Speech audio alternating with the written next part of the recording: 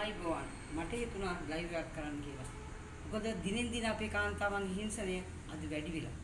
මොකද ජාත්‍යන්තර කාන්තා දිනේ සමරලා කාන්තාවන්ගේ අයිතීන් ගැන කතා කරපුවා අපි අද අපිට කතා කරන්න වෙලා තියෙන්නේ අනුරාධපුර ශික්ෂණ රෝහලේ නේවාසිකාගාරයට යද්දී විශේෂඥ වෛද්‍යවරියක් තමන්ගේ සේවා කටයුතු අවසන් කළා.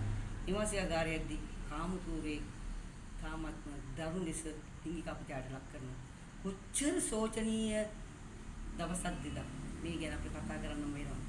අපේ කාන්තාවන් ගැන අපි උතමත් ආඩම්බරයෙන් කතා කරනවා වගේම මේ කාන්තාවන්ට වෙන විපත් ගැන, මේ අපචාරයන් ගැන, මේ හිංසනයන් ගැන අපි හඬ නැගිය යුතුයි නේද? අද සමාජයේ දිහා බැලුවොත් අද සමාජයේ හැම කාන්තාවක්ම හැම මොහොතෙදිම හැම දශමයකදීම හිංසනයට ලක් වෙනවා. බසී ගියත් හිංසනයට ලක් වෙනවා. වැඩබිමේ ගියත් හිංසනයට ලක් වෙනවා. අද රැකියාවල් කරලා නිවසේදී කාන්තාව ගැන විශ්වාසයක් නැතිවට මේ රටපත් වෙලා තියෙනවා.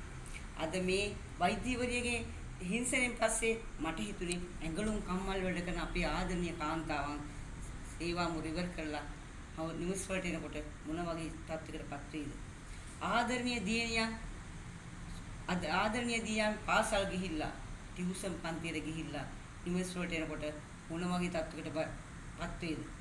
ආදරණීය අම්මලා ආදරණීය දරුවන් පාසල් වලලා ටියුෂන් වලලා සේවා ස්ථානට ගිහිල්ලා ගෙදර එනකොට මොන වගේ තත්ත්වයක් ගෙදර ඇති වෙයිද කියන බය දැන් ආදරණීය අම්මලට ඇති වෙලා. මොකද ළමයින්ගේ අනාරක්ෂිතභාවයට වැඩි ලංකාවේ.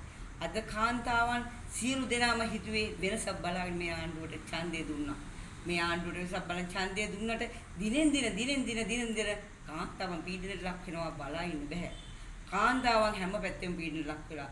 ගෙදර ඉඳගෙන ගෙදර පීඩනයට ලක් වෙලා. ආදරණීය ස්වාමියා ගැටලු කියන්නේ කාන්තාවට, ආදරණීය දරුවා ගැටලු කියන්නේ කාන්තාවට, අහල පහල අය ගැටලු කියන්නේ කාන්තාවට. මේ සියල්ලම තුරුළු කරගෙන අද කාන්තාව හඳවතින් හඬා වැළපෙනවා. දරුවට කන්න දෙන්න විදියක් නැහැ. බඩු මිල අහසුසට වැඩි වෙලා. පොල් ගෙඩිය 260යි. හාල් කිලෝක 260යි 300යි. අද එහෙම ගෙනල්ලා බඩු කන්න දෙන්න තරම් කාන්තාව පෝෂණය වෙලා නැහැ. ආදායම් තත්ත්වයක් නැහැ. දරුවන් 5-6 දෙනෙක් ඉන්න පවුල් වල අද කාන්තාවට ජීවිකාව කරගෙන යන්න බැහැ. තමන්ගේ ස්වාමියා මිය ගිහිල්ලා දරුවන් 6-7 දෙනෙක් ඉන්නවා. කොහොමද ජීවත් කරන්න කියලා කාන්තාවන් අපින් අහනවා.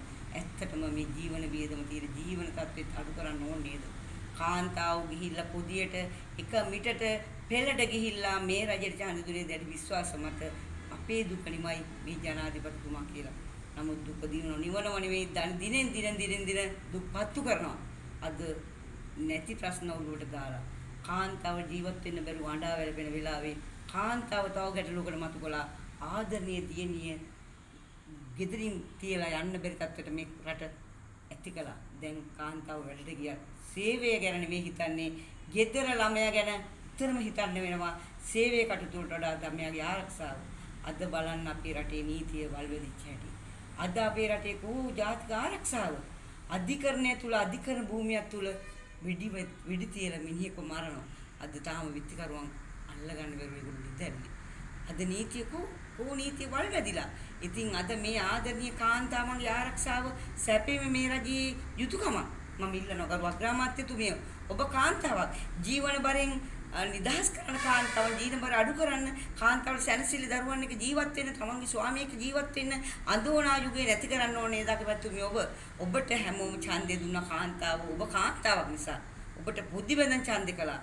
ඔබගේ යුතුයකම මේක. මම ඉල්ලීමක් කරනවා ගරු ජනාධිපතිතුමනි, ගරු අග්‍රාමාත්‍යතුමියනි, මේ රටේ කිසිම ආණ්ඩුවකින් නොවන දේවල් මේ වෙන්න බෑ. බඩු මිල වැඩි වෙලා කන්න නැතුව ඉස්සර තිබ්බ පෝලිං යුගයක්, අඳෝනා යුගයක් තිබ්බා. ඒක නිමා කරා ජනාධිපති රනිල් වික්‍රමසිංහට පින් සිද්ධ වෙන්න. අපි ඒ ගැන කාඩම්බරෙන් කියන්න ඕන.